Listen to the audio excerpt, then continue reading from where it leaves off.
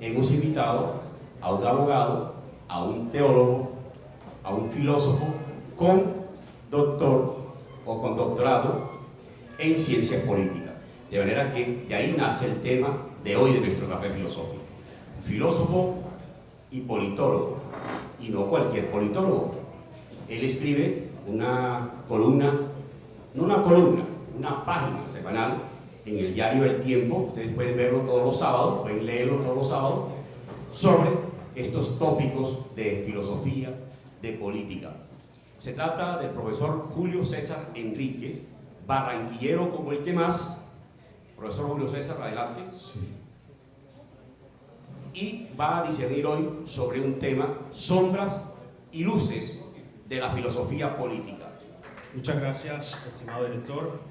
Primero, felicitar a la biblioteca y al Departamento de Humanidades por este espacio y a ustedes por el esfuerzo de estar aquí a 2 días del carnaval a las 4 de la tarde. Intentaré que un tema filosófico no sea tan aburrido como en nuestra conciencia colectiva parece que la filosofía fuese. Lo primero que debemos decir, ya lo dijo el profesor, teníamos una presentación, pero el tema es de notable interés y creo que podríamos desarrollarlo aún sin ese recurso audiovisual. Muy bien, hablamos de sombras y de luces de la filosofía política. ¿Cuántos han escuchado recientemente una serie de un autor que se convirtió en un bestseller y que fue llevado al cine, la historia de las sombras y de las luces? La política es tan apasionante que enamora. Y si a ese contexto de la política le introducimos filosofía, entonces estamos mucho más cerca de conocer el amor de verdad.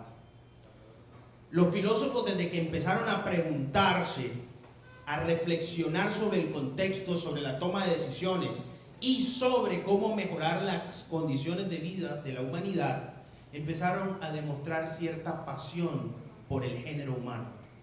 Y lo primero que tenemos que decir es que la filosofía política parte de una reflexión sobre la condición humana.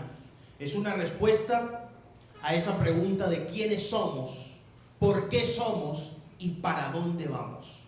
Ese contexto de la antropología política que fue recogida a principios del siglo XX ya tenía antecedentes, precedentes y una notable formulación teórica desde la filosofía en la antigüedad.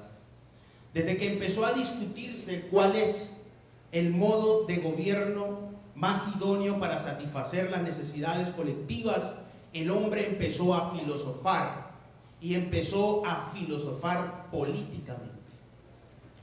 Aquí debemos detenernos a hacer una gran distinción conceptual que nos aleje de las sombras y que nos acerquen a la luz del conocimiento. Esa principal distinción es que no debemos confundir filosofía política con ciencia política ni con ideas políticas. Yo voy a repetir eso. Estaba en una lámina muy bonita ahí, pero ustedes tienen algo más poderoso que la imagen, que es la imaginación. La imaginación tiene la capacidad de ver aquello que la realidad no puede mostrar. Ojo con lo que voy a decir. No debemos confundir filosofía política con ciencias políticas y con ideas políticas. La reflexión filosófica tiene un método elaborado, un bagaje conceptual y un marco teórico que describe cómo se formula un planteamiento y una pregunta. Cuando hablamos de reflexión filosófica, entonces no estamos diciendo que una persona se puso a pensar de forma aislada, sino que empezó a observar su realidad y a partir de esa observación inició el proceso de plantear soluciones y alternativas a sus problemas. Esa filosofía, que ha sido entendida como el amor al conocimiento, implica entonces una búsqueda por descubrirnos, por descubrir al hombre y por descubrir el entorno y el contexto. Bienvenidos a los que están llegando. Lo más importante para distinguir la reflexión filosófica de las ciencias políticas y de las ideas políticas es que desde que el hombre empezó a filosofar por cómo organizaba la vida en sociedad, se hizo filosofía. Pero esa filosofía solo aparece registrada en documentos a partir del surgimiento de la escritura y de la gran reflexión. Se dice que la filosofía política surge en la antigua Grecia y los dos grandes pensadores que trascendieron de ese contexto, aunque existen muchos otros, fueron Platón y Aristóteles. El pensamiento platónico en la República ya planteaba una reflexión sobre el mito de la caverna. ¿Cuántos han escuchado hablar del mito de la caverna? Levanten la mano. Vamos a ver si hay un valiente aquí que no nos relate el mito, sino que nos diga más o menos de qué se trata esa reflexión platónica. ¿Qué es lo que quería decir Platón cuando hablaba del mito de la caverna? ¿Quién se atreve? Los que levantaron la mano. Ninguno. Vamos a ver, ¿quién se atreve aquí? ¿En qué consistía eso del mito de la caverna? En las clases de ética tengo aquí el privilegio de ver a algunos de mis estudiantes. Reflexionamos un poquito sobre esa reflexión de la ética. Muy bien. Yo sé que es un poco difícil hablar del mito de la caverna. Lo cierto es que en el mito hay unas sombras y unas luces que proyectan la verdad.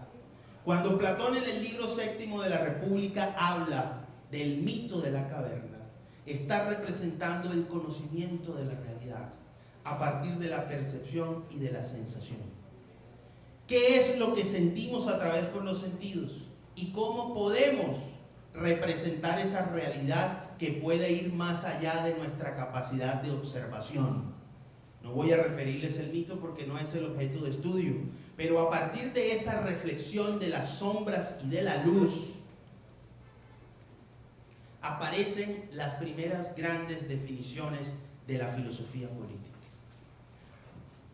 Luego que Platón, utilizando un famoso método dialéctico y la mayéutica, empieza a explorar y a profundizar sobre la filosofía y a repensar el contexto de la República, se genera una amplia discusión en el contexto griego sobre cuál era la forma idónea de gobernar y de administrar a la polis.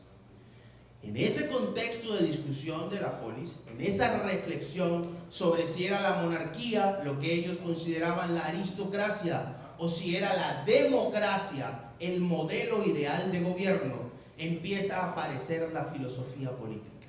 Es incorrecto decir que Platón y Aristóteles eran científicos de la política, porque aunque tenían una amplia discusión sobre las ciencias naturales y las ciencias físicas y humanas, la política no era considerada propiamente una ciencia, sino una reflexión sobre el contexto, sobre todo sobre el koinos, sobre la vida en comunidad. De ahí viene la palabra koinonía, y eso tiene relación con la polis. Es una ciudad que recoge comunidades y que requiere soluciones a problemáticas y a planteamientos.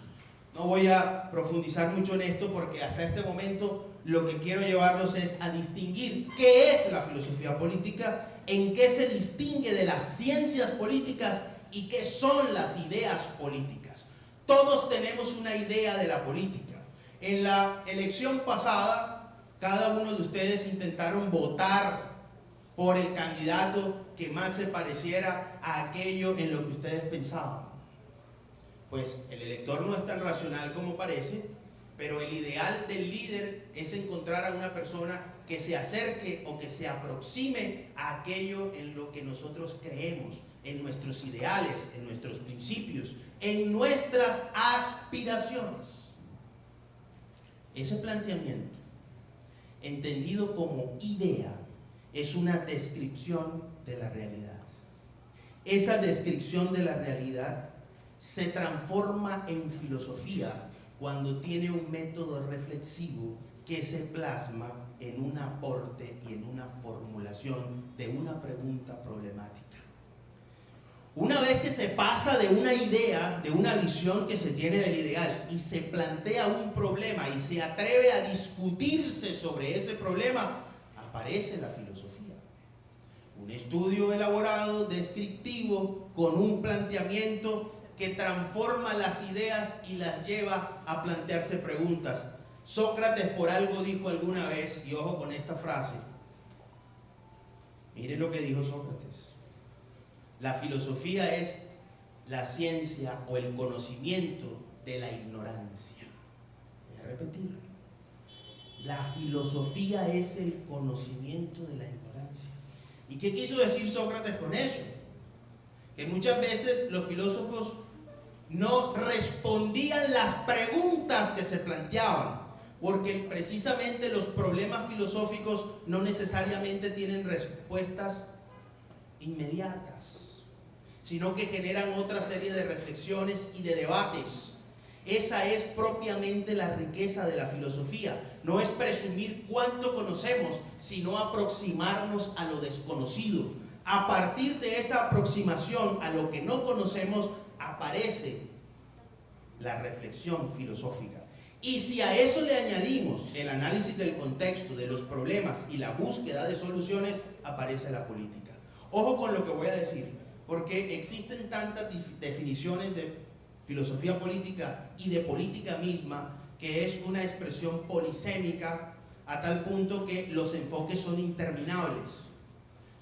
¿Qué es lo que sugiero a mis estudiantes de ciencia política? Que conozcan la mayoría de enfoques posibles, que logren ubicar un ideal y a partir de la ubicación de ese planteamiento empiecen a repensar su realidad. Voy a decirlo más simple. Si yo les dijera aquí que hay un enfoque en filosofía política que se conoce como el liberalismo, y preguntáramos qué es el liberalismo, encontraremos toda una cantidad de autores que han definido el liberalismo de múltiples maneras, con diferentes visiones y con perspectivas bastante complejas. Peor aún si preguntáramos hoy qué entendemos por socialismo. ¿Cómo se interpreta el socialismo? Los mismos socialistas tienen una disputa interminable sobre cuál es el modelo productivo, el modelo de sociedad y el acercamiento de los grupos humanos para aplicar un socialismo correctamente político y bien elaborado. Pero lo mismo pasa con el conservadurismo y con lo que hoy las modernas ciencias políticas denominan las ideologías. Las ideologías políticas entonces son el conjunto de ideas. Vuelvo al principio para no confundir, porque esto puede ser un poco complejo. Si hablamos de sombras y de luces de la filosofía política, lo primero que tenemos que apartar de la oscuridad es la distinción conceptual entre filosofía, ciencias políticas e ideas políticas. Cuando un pensador de cualquier área del conocimiento se refiere a la política, está haciendo o está mostrando sus ideas políticas, sin que necesariamente sea un filósofo. Si un antropólogo toca el tema político en un ensayo, en un artículo, está planteando sus ideas sobre la política.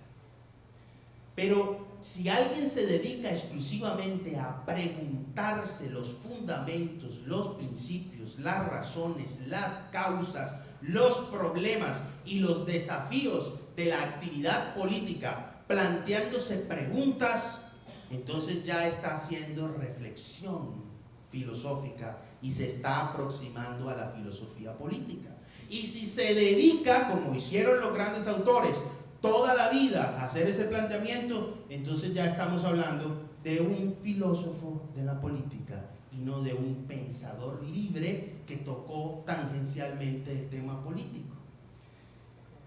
Las ciencias políticas son, en la actualidad, las ciencias sociales más jóvenes.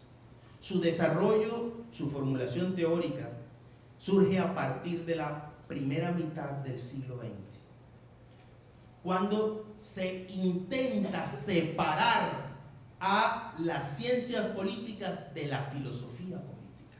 Entonces es en el siglo XX donde se da un resurgimiento de las antiguas reflexiones liberales, y el liberalismo hasta finales de los años 90 y hasta el día de hoy, sostiene una gran discusión con los denominados comunitaristas. Voy a decirlo mucho más simple todavía. La filosofía política es una reflexión que plantea preguntas sobre nuestros problemas. Las ideas políticas son el conjunto de pensamientos, criterios, opiniones y hasta especulaciones de una persona. Todos tenemos aquí ideas políticas si estamos conscientes de la realidad, pero no todos tenemos una filosofía política. Podemos adoptar una reflexión filosófica sobre la política y esa es la invitación de esta conferencia. ¿Realmente sabemos qué es ser liberal? ¿Realmente sabemos qué es ser conservador? ¿Realmente usted sabe qué es ser socialista? ¿Realmente usted sabe cómo piensan los comunitaristas? Pues hasta el día de hoy, en la filosofía política, el debate no se da como en economía entre el capitalismo y el socialismo. En filosofía política el debate está desde los años 80 entre los liberales y los comunitaristas. De un lado, los nuevos liberales o los denominados neoliberales como John Rawls y Ronald Dworkin hacen planteamientos sobre la justicia, sobre la verdad y sobre la interpretación de la realidad. A esa teoría de la justicia que emitió John Rawls le surgió una crítica de unos autores de la Universidad de Harvard, denominados comunitaristas, aunque en esencia ellos son liberales. Así es lo más simple. Primero, han resurgido las antiguas ideologías, a propósito de la ausencia de reflexión filosófica.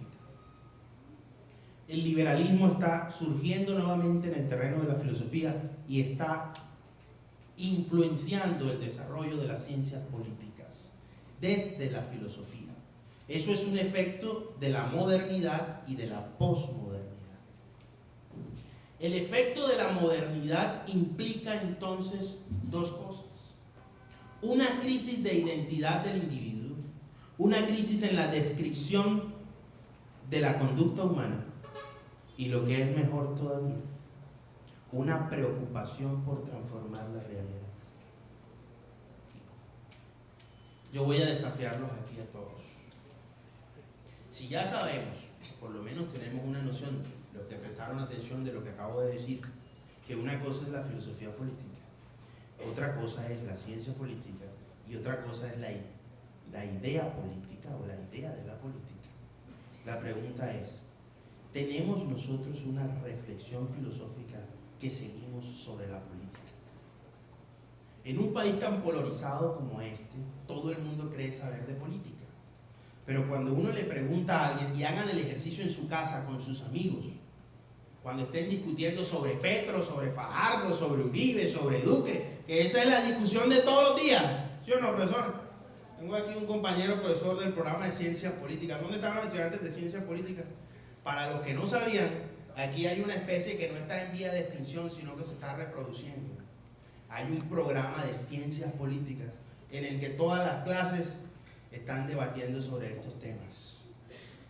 Alguno de ustedes a lo mejor quisiera combinar su área de conocimiento con ese programa de Ciencias Políticas. Les aseguro que van a tener una visión de la realidad muy diferente. Pero bueno, el tema es que cuando estén discutiendo con sus amigos que se creen más petristas que Petro, yo conozco a unos que se creen más uribistas que Uribe, ahora andan discutiendo porque el Centro Democrático lanzó a una mujer de origen de izquierda, hija de un sindicalista, como candidata a la alcaldía de Bogotá. Y no entiende eso. ¿Cómo la derecha puede lanzar a una mujer de izquierda? Y no se asusten si la Colombia humana empieza a apoyar a candidatos que no son socialistas, ni de izquierda, ni progresistas, para no herir susceptibilidades.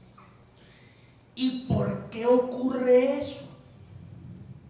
Por dos factores, porque hay mucha sombra y poca luz en la política. Ustedes van a ser diferentes, ustedes deben ser la generación de la luz, que sepan distinguir qué es un progresista de qué es un socialista y qué es un liberal y un conservador en el sentido filosófico de la palabra, no de los partidos, sino en filosofía. Bien, cuando esos amigos empiezan a discutir sobre Petro y sobre Duque, haga usted el ejercicio y pregúntele, hey, dame una definición de política. Para ti, ¿qué es la política? Yo me voy a atrever aquí de malas, hoy son alumnos, dos profesores amigos míos. Profesor, ¿qué es la política? Lucha de poder. Lucha de poder. Que hay otra profesora. Profesora, ¿qué es la política? El arte de organizar a los hombres.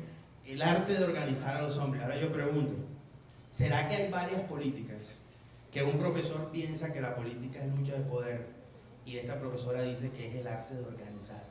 O pelean o se organizan. ¿Qué es lo que es? Las dos cosas. Ahora vamos a preguntarle a nosotros, el otro profesor que estaba aquí se fue. Ah, ya está. Ah, no, aquí está. Aquí está el hombre, el profesor, que es la política. El arte de tratar de buscar el bien a la sociedad. Vean que hay otro enfoque de política. Y ya van 3. No les voy a preguntar qué entienden por filosofía política porque se nos enreda más el aguacate. Pero lo que quiero decirles hoy es que en política hay más sombra que luz. Si yo les preguntara a ustedes, ¿qué es la política? Y lo voy a hacer aquí con los politólogos. Joshua, estudiante de primer semestre de Ciencias Políticas, ¿qué es la política? Solución de conflictos.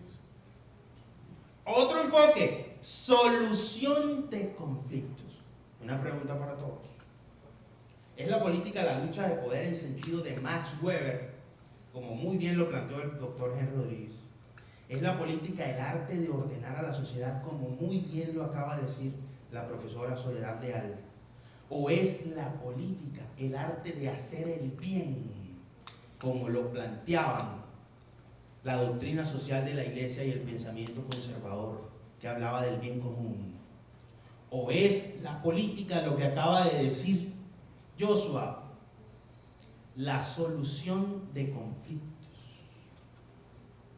Yo les voy a dar la mía, que no me lo han preguntado. Pero si a mí me preguntan, yo diré que la política es un arte. ¿Y qué es un arte? Que se transforma en virtud cuando tiene una palabra clave que se llama servicio. Voy a repetir. La política es un arte que se transforma en virtud cuando tiene una palabra clave que se llama servicio. Si nuestros políticos entendieran el valor del servicio, nosotros no estaríamos discutiendo hoy de los mismos problemas que discutían nuestros abuelos con otro lenguaje, de los mismos problemas que discutían nuestros padres con otro lenguaje. Todavía estamos hablando de guerra en Colombia. Todavía estamos hablando de municipios donde no hay agua. ¿Sabía usted eso? Levanten la mano aquí los que viven en el sur del Atlántico. ¿Quién vive? Habrá alguien aquí que vive en el sur del Atlántico. Que hay 2. No diga el municipio, pero ¿cuánto tiempo hay agua potable durante la semana en el municipio? Donde estoy yo todos los días. No, ella es afortunada, donde está ella hay agua todos los días. Pero tú sabes que hay comunidades donde llega un carro tanque o no llega. ¿Cada cuánto llega esa agua potable a esa persona? Una vez a la semana o una vez al mes. ¿Por qué, si este es un país en el que sabemos tanto de política, todavía hay problemas con el agua, todavía hay problemas con la educación, todavía hay problemas ni hablar con la salud en un hospital público en un municipio? Precisamente porque hay más sombra que luz.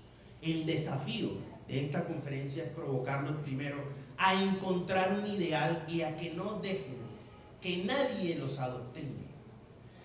Que tomen la fuente del conocimiento de cualquier enfoque y que se atrevan ustedes a encontrar sus propios ideales, su propia reflexión filosófica y su propia concepción de la realidad. Eso es lo que va a cambiar realmente a nuestra sociedad, cuando tomemos conciencia del problema y nos atrevamos a resolver nuestros problemas desde una reflexión filosófica que tenga un contenido ético y moral. Me voy a detener en 3 autores para no aburrirlos mucho y abrir un conversatorio aquí. A mí me gustó mucho una vez que leí en la retórica aristotélica que el señor Aristóteles hablaba del ethos, el pathos y el logos. que vieron ética conmigo se lo aprendieron de memoria. Que se lo preguntaba en el final, ¿se acuerdan? Bien. ¿Qué es el ethos? Es el carácter de la persona. El carácter es lo que muestra, la reflexión ética es lo que define tu conducta. ¿Cuáles son los patrones de pensamiento y criterios que adoptas como estilo de vida? Voy a decirlo, la mejor definición que yo encontré de ética, después de haber revisado unas cuantas, fue definir a la ética como una reflexión filosófica que relata la noción del bien y del mal. Cuando se hace una reflexión filosófica, entonces se tiene una conciencia de lo que es bueno y de lo que es malo. Si eso va unido a la reflexión política, la ética adquiere una nueva dimensión, porque la política debe debatirse entre lo correcto y lo incorrecto, entre lo tolerable y lo intolerable, entre lo que se recomienda y lo que se repudia o lo que se rechaza. Bueno, así lo más fácil. La política para Aristóteles debía tener un ethos. Ese ethos era el marco ético, la definición del carácter de los líderes y de los grupos humanos. Pero al mismo tiempo ese ethos tenía que estar acompañado con el patos. Patos, facilito, de ahí viene la palabra patología. Es la sensación que se tiene. Cuando se está enfermo, la persona se siente enferma, a menos que lo que tenga sea sintomático, que no tenga síntomas, que no tenga sentimientos. Pero lo normal es que todas las enfermedades tienen sentimientos. Cuando uno tiene un dolor de cabeza, hay una razón que generó ese dolor de cabeza. Eso es el patos y de ahí viene la palabra patología. Aristóteles decía que el buen discurso tenía que considerar el carácter y tenía que considerar la sensación y la percepción de la comunidad. Ethos y patos. Y lo último que dijo Aristóteles fue el logos. Muchas gracias, Jimmy. El logos es el conocimiento. De ahí viene la expresión psicología. Todas las ciencias que terminan en logía, pedagogía. ¿Cuáles más terminan en logos? Psicología, antropología, biología, sociología, teología. Vienen de la palabra logos, que significa conocimiento. La otra pregunta que quiero hacer para desafiarlos es: ¿cuánto sabes de filosofía política? Si hay más sombras que luz, es el momento de llevar una lámpara, de encender el conocimiento y de enamorarte de la filosofía política, para que cuando alguien esté discutiendo sobre temas políticos, tú no hagas lo que todos hacen. ¿Saben qué pasa siempre en las discusiones políticas? Que atacan a las personas y no a su pensamiento. Entonces escuchamos aquí: tu pedazo de mamerto, pedazo de uribestia. Cuando la discusión cae en ese terreno es porque hay más sombras que luces, porque no hay argumentos para discutir, porque no hay conocimiento para debatir. La clave de ese discurso aristotélico del ethos, del patos y del logos es tener la habilidad de reconocer la diferencia en el otro y elevar el nivel de la discusión al contenido, a la forma, a la esencia, al fundamento de la filosofía política. Para terminar, la pregunta que quiero hacer es en el debate actual de los liberales y de los comunitaristas. ¿Qué es lo más importante si estamos hablando de que la filosofía política tiene sombras y luces? ¿El orden o la libertad? Imaginemos un mundo en el que todo el mundo sea libre de hacer lo que quiere. ¿Existirá orden?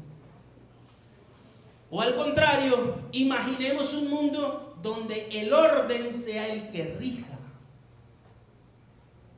La libertad está cuestionada, restringida, es privilegio de pocos porque hay que repetir modelos de conducta, planteamientos, sistemas de orden.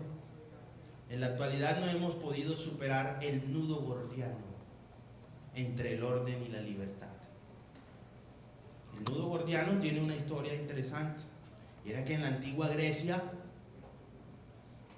se le puso frente al gran Alejandro Magno un nudo que nadie podía desatar, que nadie podía soltar.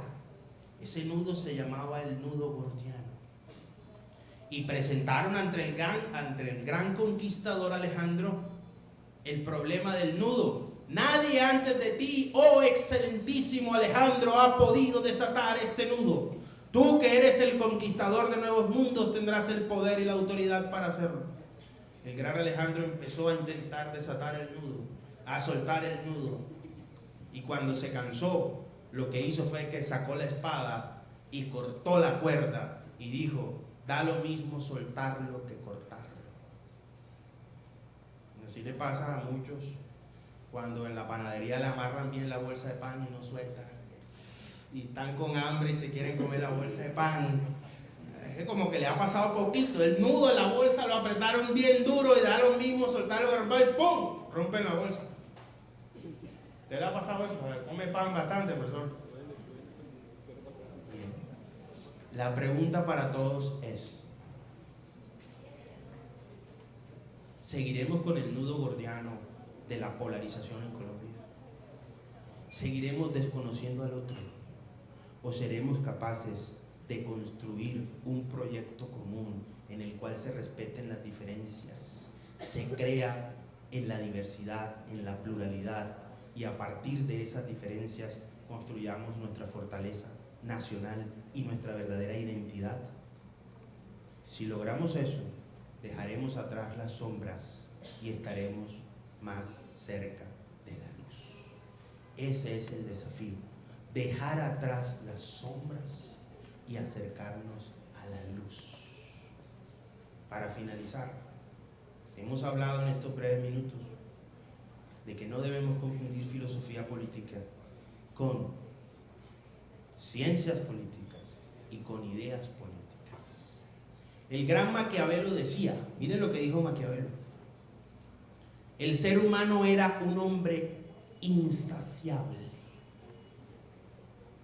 El ser humano era un hombre, repite, el ser humano era un hombre insaciable, hasta que descubrió que sus deseos son superiores a su naturaleza. Voy a repetir. El ser humano era un hombre insaciable hasta que descubrió que sus deseos eran superiores a su naturaleza. Todos tenemos deseos y todos tenemos ideales. Maquiavelo no era tan malo como lo pintan. Construyó las bases de la ciencia política, solo que en el mundo en el que empezó a construir su teoría del príncipe y del dominio del poder, estaba dominado por una élite a la que no le interesaba ese tipo de pensamiento. Sin embargo, aunque coincidamos o no en muchas de sus formulaciones, Maquiavelo tuvo la virtud de demostrar lo importante que era tener conocimientos sobre la política. Termino con esto. ¿Cuánto sabemos de política? ¿Estamos más cerca de las sombras o estamos más cerca de la luz? Es el momento de que la luz que ustedes tienen sea tan fuerte que genere una sombra que los haga ver más grandes. Muy bien, con esto terminamos. Yo le voy a pedir al profesor John que modere las intervenciones si tienen alguna pregunta. Muchas gracias, profesor. Yo creo que ante las preguntas un merecido aplauso.